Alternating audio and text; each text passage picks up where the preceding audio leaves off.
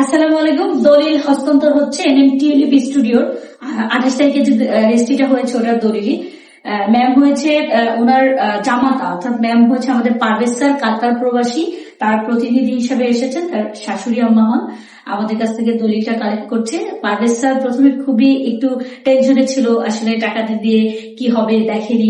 আলহামদুলিল্লাহ আজকে রেজিস্ট্রি করে দলিল দিয়ে দিচ্ছি এবং সে ফুল টাকা পেমেন্ট করে কিস্তির টাকাও আমাদের দেওয়া শুরু করছে এরকম। তো আশা করছি যে আমাদের সাথে আপনারাও এভাবে অ্যাড হবেন, আপনারাও আসুন।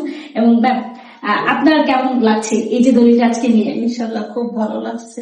আমার মেয়ে জামাই একটা জায়গা, ছোট্ট একটা জায়গার মালিক হয়েছে, হ্যাঁ। মালিক হইতে পারছে। আমার লাখ লাখ শুকরিয়া আল্লাহর দরবারে, আমি অনেক খুশি। আমাদের সাথে তো রেজিস্ট্রির দিনও এসেছিলেন কিনা, তো আমাদের কথার কাছে কতটুকু মিল পাচ্ছেন সবকিছু মিলিয়ে কি আপনি খুশি কিনা, আপনি স্যাটিসফাই কিনা? ইনশাল্লাহ খুশি।